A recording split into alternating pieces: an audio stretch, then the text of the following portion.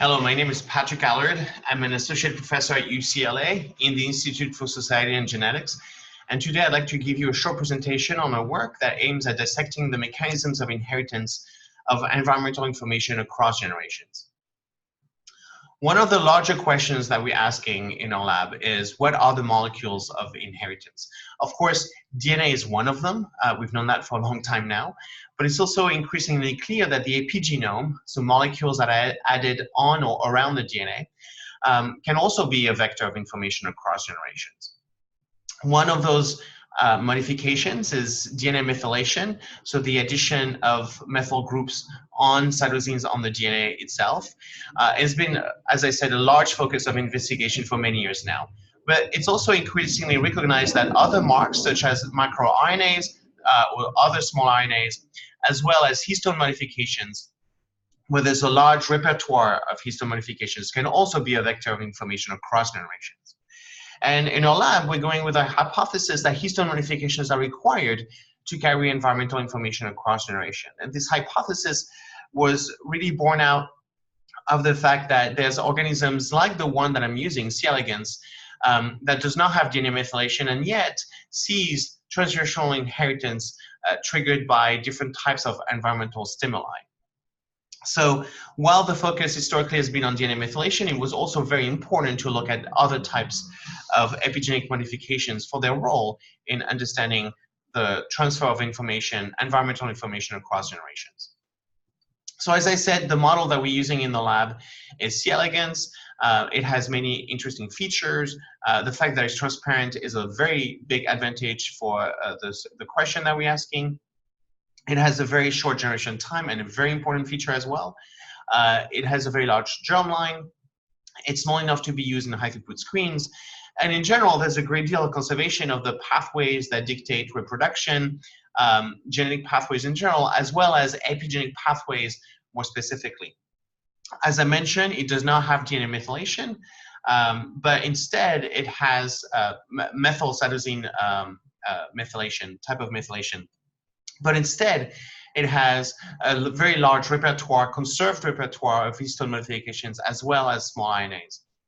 And for us, again, that was a great advantage because we know that there's crosstalk between DNA methylation and histone modifications. And here, we could have a system where there's no crosstalk between DNA methylation and histone modifications because there's no 5-methyl cytosine methylation. In terms of histone modifications, we know that they're highly conserved across phyla. So here, on the left, I'm showing the primary sequence of histone H3 between C. elegans at the top and histones at the bottom, and human histones at the bottom. And not only do you see that the primary amino acid sequence is conserved, but also the epigenetic modifications that are added onto those histone tails are also conserved, which really highlights the fact that it's not just the histones that are conserved, but the entire pathways that regulates the addition, the removal, and also the reading of those marks are highly conserved across phyla. On the right, I'm showing the effects of different types of histone modifications, and for the sake of time, I'll be focusing on these 2 marks at the bottom, histone H3K9 trimethyl and H3K27 trimethyl. So what that lingo means, K9 trimethyl, for example, means the addition of 3 methyl groups on position 9, which is a lysine of histone H3. And we know that these 2 marks, in particular K9 and K27 trimethyl, associated with chromatin silencing, meaning a higher level of compaction of the DNA and a lack of gene expression. In terms of chemical agents that we used, we focused very quickly our studies on BPA, bisphenol A, which is widely used in the plastic industry. At high doses is a clear reproductive and developmental toxicant, and also has been shown to alter the epigenome in many different contexts, including in germ cells. But until our work was published, we did not have solid proof that BPA by itself could cause transgenerational effects. The way we do our work and our transgenerational studies are very similar to the way they've been done in mammalian systems. We expose our worms at the parental generation, the P0, to different types of environmental agents, including BPA. We do this for 48 hours, and then we wash the worms from the chemicals, and then we follow each generation all the way up. You'll see some studies were done all the way up to the F7. And the advantage of the worm, because of its fast generation time, is that instead of the many months that it takes in mammals to get to the F3, we get to that third generation in just 2 weeks.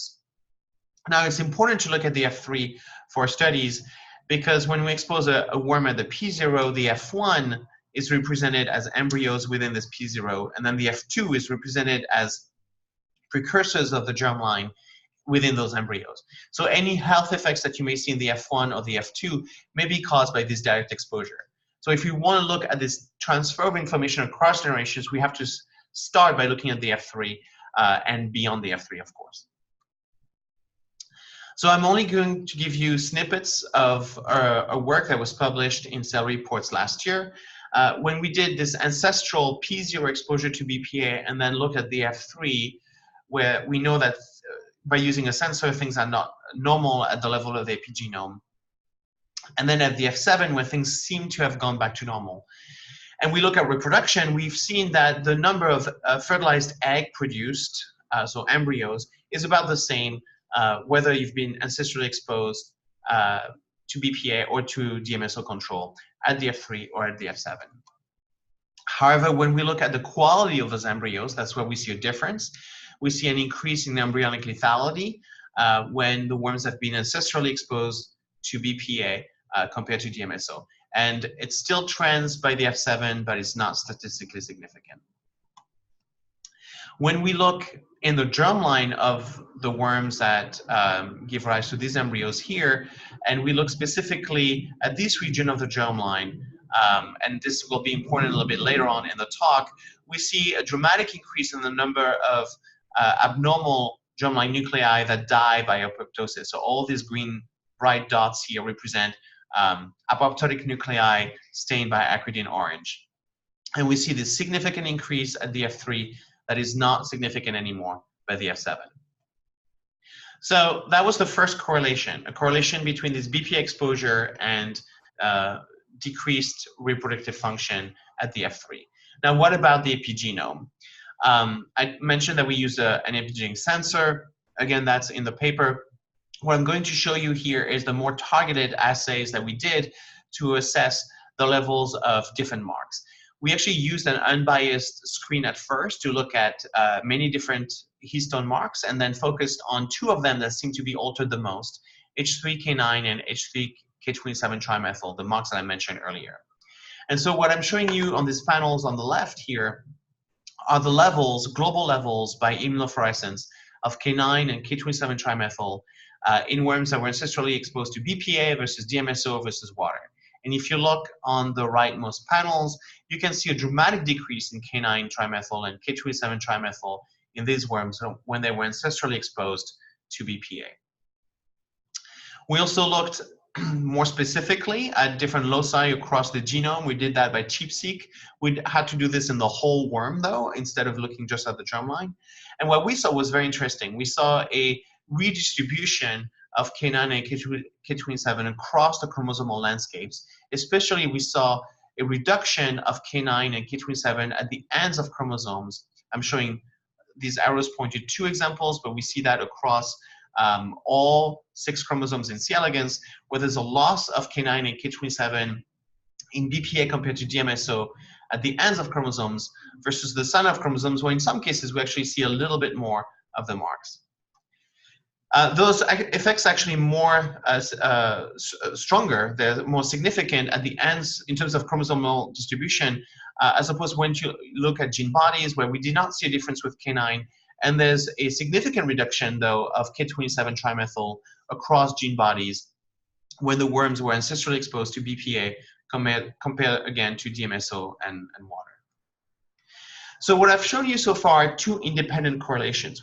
I've shown you that a prior exposure, ancestral exposure, the P0 to BPA, causes a decrease in reproductive function. And I've also shown you that the same BPA exposure causes a decrease in 2 repressive marks. But these so far are 2 independent correlations. And we wanted to go beyond these correlations and show that this alteration of the epigenome was indeed required to see the reproductive defects caused by BPA. So to do this, we did an intervention. We exposed the worms either P0 to DMSO control or BPA. And then only after the exposure was performed and we have, using the sensor, we knew that the worms responded to the exposure. Then in subsequent generations at the F1, we did RNAi, so a knockdown approach. We also used chemical approaches that I don't have time to show you here. And the goal by doing this intervention was to try to do genetically or chemically the opposite of what BPA did. So what we did was to target demethylases whose role is to remove demethylation. So if you follow the scheme here, what we did is knock down the demethylases that target K9 trimethyl and K27 trimethyl. And therefore, we promoted artificially through RNAi or, again, drug intervention, we promoted a state where we had more of these two marks retained on the chromatin. So I'm showing you here one way that we looked at this. This is by immunofluorescence and just some panels, but the full panels are available in the paper. I'm showing that by doing RNAi against GMGD2 here or GMGD3 UTX1 as a complex here, we can prevent the effects of BPA that reduces the mark. So we end up with more K9 trimethyl and more K27 trimethyl in those RNAi contexts. So now we can ask, what is happening to reproduction? Are we somehow reverting reproduction to normal levels? And the answer is yes. The effect is definitely more penetrant with GMGD3 UTX1 RNAi than with GMGD2, but either RNAi was able to remove the difference between BPA and DMSO in terms of embryonic lethality, as well as other features of reproduction that I don't have time to show here. So the question, of course, is why are we seeing germline apoptosis caused by this ancestral BPA exposure? And we know that, again, it's not just apoptosis. I've shown you effects on embryonic lethality. We also know that there's errors in chromosome segregation that is happening. So a large body of investigation right now in our lab is trying to dissect the mechanisms of this inheritance of reproductive dysfunction across generations. And actually beyond the inheritance, really understand what is going on that can trigger apoptosis. And we know that there's two ways of triggering apoptosis in the germline. One of them is altering chromosome dynamics, so the way that the homologs, the paternal and maternal chromosomes interact. And also the other way is to alter the process of meiotic recombination that leads to exchange of information across between the homologs. And these two processes are absolutely crucial for the germ cells to perform meiosis correctly, and they're highly, highly monitored by germ cells and by germline nuclei. And so we're investigating right now, and we have very strong evidence that one of these two processes, chromosome dynamics, is strongly altered, and that meiotic recombination may not be playing as much of a role in that process. So what I've shown you today is that BPA can cause transgenerational impacts on reproduction. Again, we also used a sensor, which I didn't have time to show you today. We've also shown that this is mediated by the female germline and not the male germline, and that this is also correlated with reduction in K9 and K27 trimethyl. Now, of course, we've gone beyond this correlation, and we've shown that this reduction in these two marks, K9 and K27 trimethyl, but especially K27 trimethyl, is very important for that transgenerational impact of BPA on reproduction and that germ cell loss. So I just want to end by saying that C. elegans is just one model that we use in the laboratory. We're also using other models that we think are highly complementary, and all of them are dedicated to understanding the mechanisms of inheritance of information across generations. So we're using C. elegans. Of course, we're using Daphnia magna, which is a small crustacean, which is used in transgenerational studies in ecotoxicological settings, but we're adapting this to our own settings as well, and doing comparative studies between the two. And of course, we have to be sensitive to the fact that C. elegans is not a mammalian species by definition, and so there are processes and there are epigenetic marks, languages, repertoires that are not accessible with C. elegans. And so We're also developing and adapting in vitro models of mouse germ cell development. So especially mouse pyramidal germ cells that's in a very extensive reprogramming of the epigenome, and we're monitoring how the environment may play into that reprogramming at all. So we're using BPA, but we're also using PFAS, alcohol, and inhalables as different chemicals of investigation. So I would like to thank, of course, my lab and the transgenerational team at the top here who are fundamental in doing this work and following up on this work. My funding sources. I'm very active on Twitter. So if you'd like to follow our lab and any news from the lab, please follow us on Twitter. And especially important in this setting here with this recorded talk, if you have any questions or comments, you can scan this QR code here. It will send you to a form where you can enter, again, your comments or ask questions. And it's very important to me to respond to all these comments and questions, so we'll have the opportunity to interact there through this QR code and the form. So thank you very much. And again, I'm looking forward to any comments or questions from you.